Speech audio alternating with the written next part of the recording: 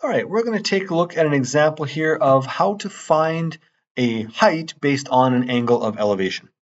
So the example that we're told here is that Taylor is standing 40 meters from the water tower and measures the angle of elevation to be 50 degrees. So that means that Taylor is standing 50 or 40 meters away, kind of along the ground, and then is able to measure an angle using whatever tool they may want to of 50 degrees. Okay, looking up at the top of our water tower. What is the height of the water tower? Now, the first thing that I will always suggest that you do is draw out a diagram.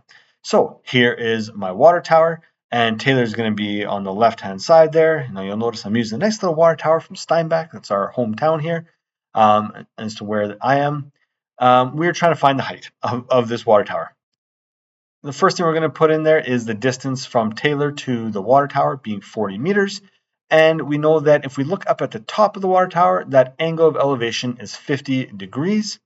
And with that, we can then determine what is the height. And now you might be able to see that line. It's very faint, just running down the center of the water tower. All right, now that we have this information, we have two pieces, so that's as much as we need. We know the 90 degrees as well. That's a third one. We can label our triangle. We have our hypotenuse, our opposite, and our adjacent side, all based on the 50 degrees that's on the bottom left.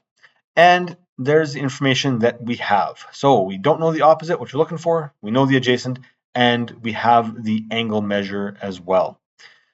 Because we are finding the opposite using the adjacent, we're going to use our tangent function. And so I plugged the numbers in already. Tangent of 50 degrees is equal to opposite over 40 meters, which happens to be our adjacent side. Now, I would often use what I call a cross multiply and divide method. We are multiplying the 40 to the tan of 50. And when you do that, you should get an answer of 47.67 meters. So therefore, the tower has a height of 47.67 meters. Thank you for watching. All the best. Have a wonderful rest of the day.